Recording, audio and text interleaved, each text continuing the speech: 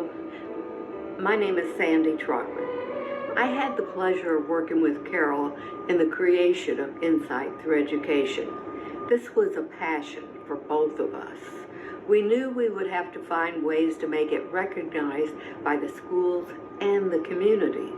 With Palm Beach County School District's acceptance of our mission, we had to find a way to establish how serious we were about raising funds for educational purposes. We needed a program that would make a big splash. Fortunately, we knew about the children's opera Brunderbar, which had been performed 55 times in the Theresienstadt concentration camp during World War II.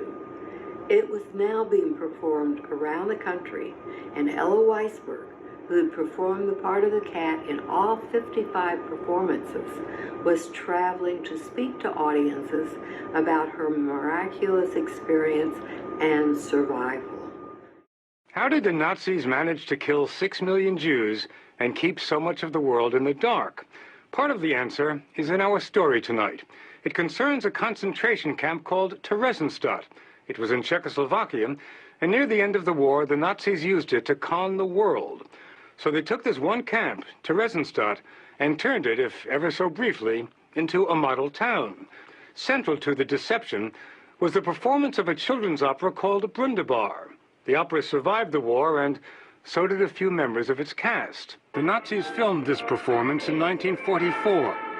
The lead role, the part of Brunderbar, was played by a boy named Hansa Treichlinger. He's the kid with the mustache. Everybody loved him, and everybody adored him. Back then, Ella Weisberger played the cat. I wore my sister's ski pants and my mother's sweater, black sweater. This was my costume. Wearing a costume was a relief from what Ella and the other kids had to wear all the time in the camp. This was the only time that they said we don't have to put on the Jewish stuff. We knew that the opera had been performed in Evansville, Indiana, and in St. Louis, Missouri, and we had contacts in both communities to teach us how to bring it to Florida. One of our supporters, Barbara Golden, was on the Kravis Board of Directors, and her position was the Education Committee. And next we contacted the director of the Palm Beach Philharmonic Music Department. Both he and Barbara agreed that this was a good project and came on board to work with Insight. Then the Palm Beach County Schools Music Department joined us and worked with the Philharmonic to produce Brunderbar with a student cast. There were 2 student performances and a large community performance at the Kravis Center. We had made the statement we intended. Insight was on its way. As a founding member, I want to emphasize our work is not done. Hate is not dead. We must continue to teach the lessons learned from the Holocaust.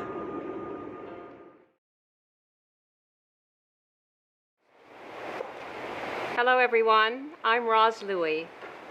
In spring of 2012, Carol and Sandy placed the gavel in my hands. I committed my role as president to pay it forward with unwavering dedication to Insight's mission. There are so many happenings that occurred during the ensuing 3 years. In 2012, we established a reserve account to be untouched, ensuring Insight's status as a 501(c) among charity listings nationally. As president, I gifted the Insight video to be used to educate audiences and reinforce our brand. I wrote and directed survivors Norman Frajman and Zelda Fuchsman and teachers to explain and communicate the important work of Insight and its mission. You can view that video on our website. In 2013, the first newsletter was distributed honoring Ibby Lucas, our arugula lady. Insight's treasure for her continuing generosity and culinary talents.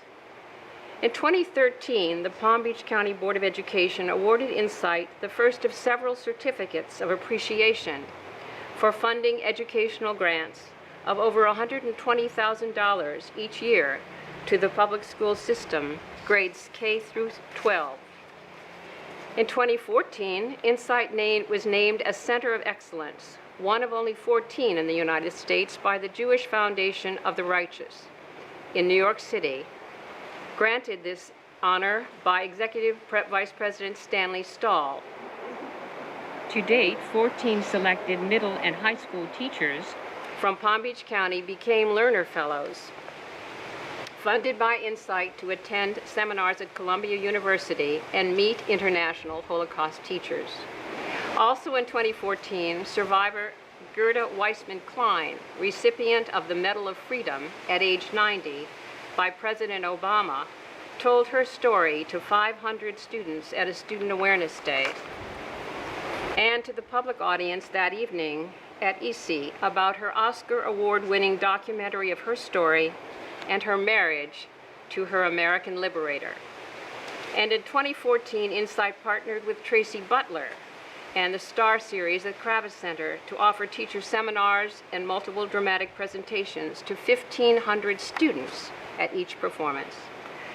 The highlight of 2014 was the fundraising event at Kravis of Light, the Holocaust and Humanity Project, a ballet choreographed by Stephen Mills, the artistic director of the Austin Ballet Company. Stephen spent 18 months researching the Holocaust and Naomi Warren's survivor story, his inspiration, culminating in a breathtaking ballet with music composed by Philip Glass. In 2015, I accompanied the student trip to the United States Holocaust Museum in Washington, D.C. Local survivor Frida Jaffe, who shared her story with the students, was my roommate. The D.C. trip was a life-changing experience for 22 students and was thrilling for me to witness. In 2015, it was a joy and so exciting to share the year as co-president with very capable Anita Naftali.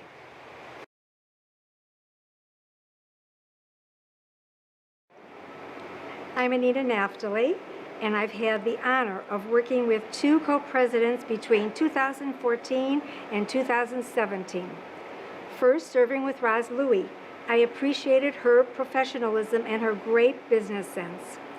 A highlight for me with Roz was visiting Royal Palm Beach High School and hearing its chorale perform an Israeli song at Ani Ma'amin, which was the song sung by camp prisoners, expressing hope and faith. The chorale was composed of African American students who had studied the Holocaust. It was very poignant and brought tears to my eyes, especially when they performed at our installation too.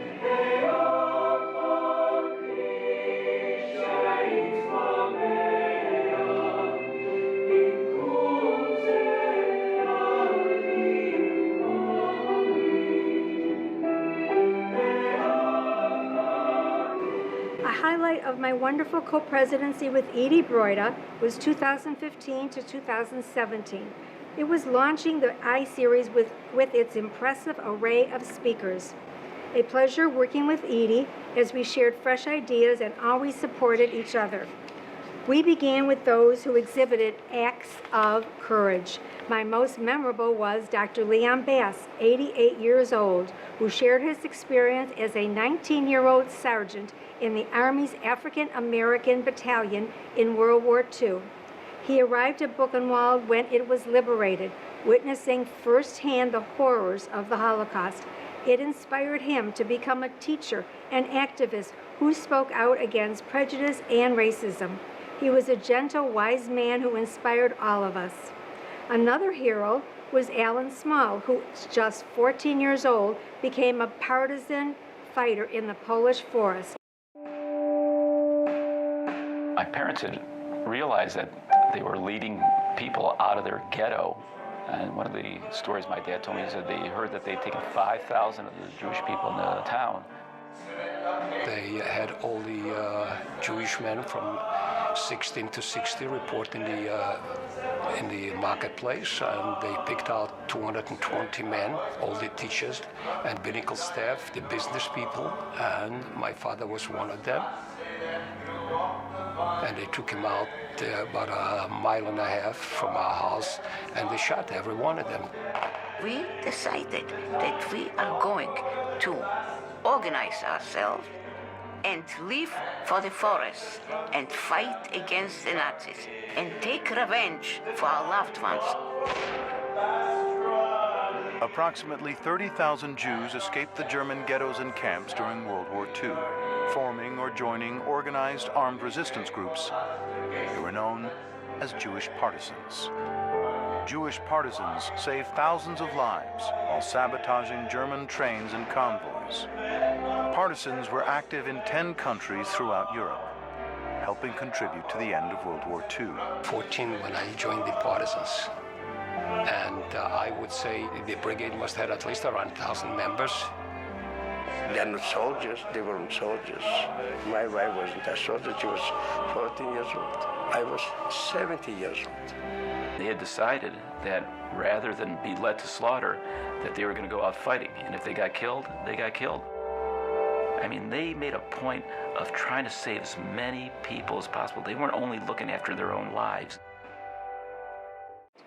The Frieder brothers, owners of a cigar factory in the Philippines, who were able to rescue 1,300 Jews by bringing them to the Philippines.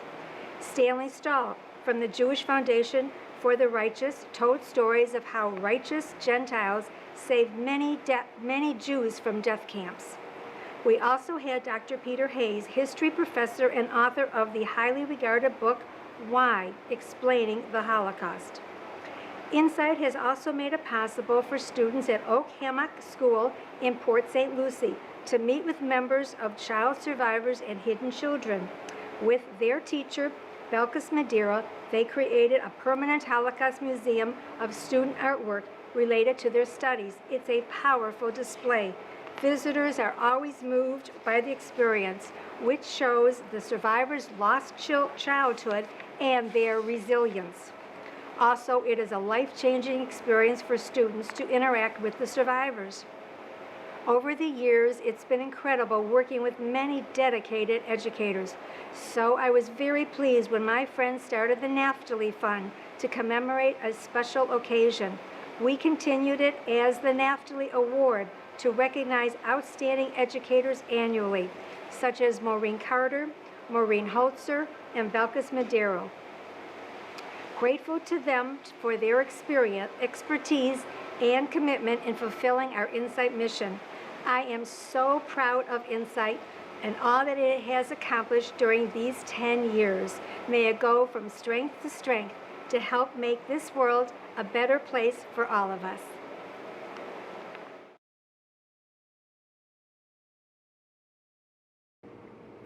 A truly memorable event during my watch was the children of Williston Lane. Mona Golobeck had written the story of her mother's escape on the Kinder transport.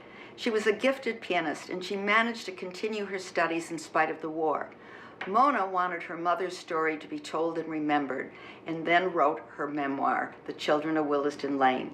Then she added a beautiful musical accompaniment. I had the most amazing mother. Her name was Lisa Yura. My mother taught me the piano. And in the piano lessons, she always told me how, Mona, each piece of music tells a story.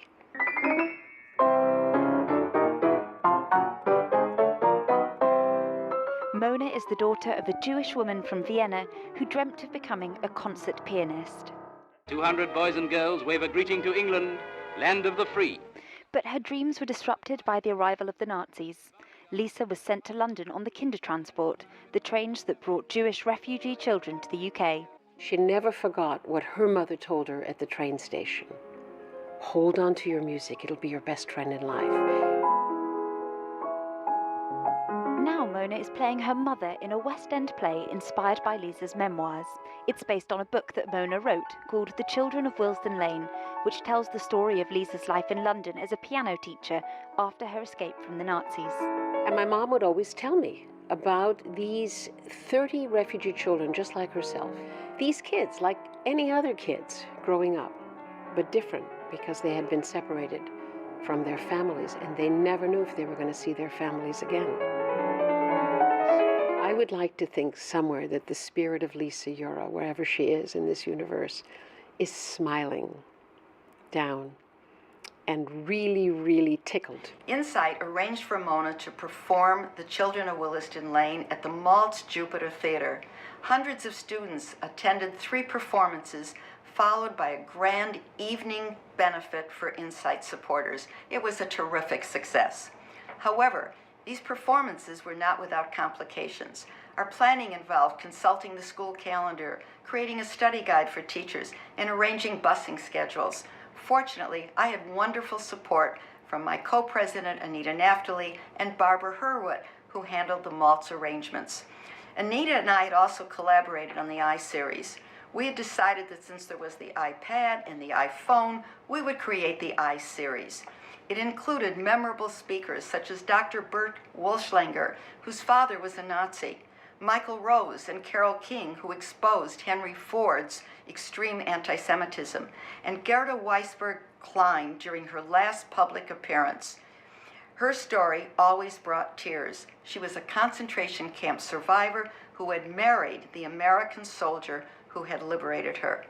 Then there was James Grimes, who told us about the violence of hope, and the esteemed Michael Berenbaum and Alexandra Zabruder, both with significant presentations related to the Holocaust Museum. How wonderful that so many students heard these speakers in their classrooms. Another Insight highlight was The Lady in Gold. Anne Marie O'Connor, an investigative reporter, had written a bestseller about the recovery of a rare Klimt painting. She and Hannah Lessing, who represented the Austrian government, spoke at the Rinker Auditorium, telling about the painting's recovery, and of course they also spoke at classrooms. I feel very proud of all that Insight has accomplished in these 10 years.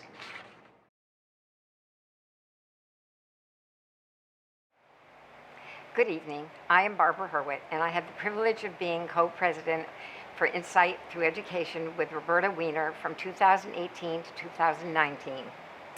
One of the most memorable times in my life was helping to produce the fundraising event for that year, bringing both the composer, Dr. Albert Hurwitz, and the mentor and guest conductor, Michael Lancaster, to the stage. Albert Hurwitz Symphony No. 1, Remembrance, was performed by the Palm Beach Symphony and was held at the EC Campus Theater at Palm Beach State College in Palm Beach Gardens. As part of our continuing grant program, hundreds of Palm Beach County's public school and Palm Beach State College students were invited to meet Dr. Hurwitz at a student concert and at a symposium to hear the beautiful music he composed. He told the story of his family's immigration from Russia to America while showing slides of the family and sharing selections of the symphony. It was a memorable experience for the students, and they were able to ask meaningful questions during this time together. The evening of the benefit included discussion by Dr. Hurwitz about how he came to retire from a career in medicine to write this symphony. He vividly told the audience his family's immigration story, which was the inspiration for writing the piece of music that has captured audiences throughout the United States. It was a magical evening, and I was so happy to be part of it in such a meaningful way. Being part of the Insight family is an extraordinary experience, working together with hundreds of people who share our mission and goals to educate student populations about the lessons learned from the Holocaust and genocides worldwide. We instill in these children the reason to be upstanders, not bystanders, when they see injustice being committed, and they learn to not tolerate these occurrences in our lives, in our schools, community, and nation. Our mission will go forward and reach more and more young people who will carry this message on for the future. I am so proud to be part of this dedicated group. We had a very exciting year, 2019 to 2020. The President's Council. The leadership was comprised of Anita, Barbara, and Edie Broida, who is not with us today. She's out of town. But we wanted very much to have a consistency for that year for all of us, and it was really a pleasure for the 4 of us to work together. We managed to do many things to forward Insight's mission and we all stand very proudly about all of our contributions to making Insight what it is today.